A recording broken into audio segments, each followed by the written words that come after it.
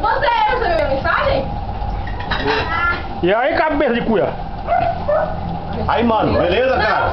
E essa linguiça... Caiu no chão. Essa linguiça suja aí. Caiu no chão aqui, hein? Eu vou misturar ainda aí, hein? Ninguém come linguiça, hein?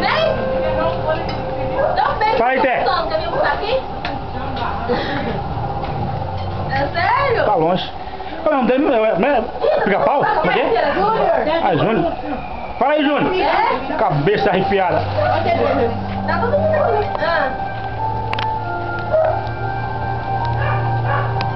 Esse peru não pode nem chegar perto. Quer peru aí, Júnior? Quer peru? Ó o peru, quer o peru? Seu peru. E aí, doido? Feliz Natal aí. Sua meba. Ah, vou chamar o Jesus pra ele depois. Vai, meu Deus. Feliz Natal pra todo mundo aí. Porque ele tá lá com a mãe dele. Ele vai ficar lá. Agora já parei já. Foi. Vai, Dinheiro, comelona. E aí, como ela tá? Eu liguei ontem, mas só que ninguém tá vendo a casa dela. Não sei se ela tá saindo, lá que eu liguei. Acho que é umas 2 horas.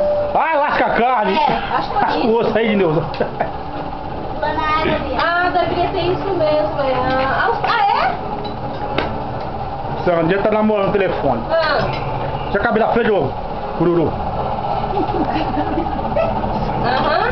Sei. Ai, que bom, né? Essa aqui é a minha nova cunhadinha. Qual é o nome dela? Diana. Elisângela. Ai, nem Minha nova cunhada. Isso aqui é a família inteira.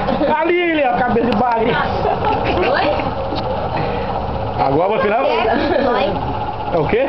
Quer? Tio Zói? Tirar os olhos. Aí, dona Maria. Feliz Natal. Ela quer cachorro. Feliz Natal, dona Maria. Eu tô amando, rapaz. Eu não vou de pé. Vai dar isso pra mim, não? Fala, Bia. Cadê Vilma? Não tá lá dentro. Cabeça de bagre.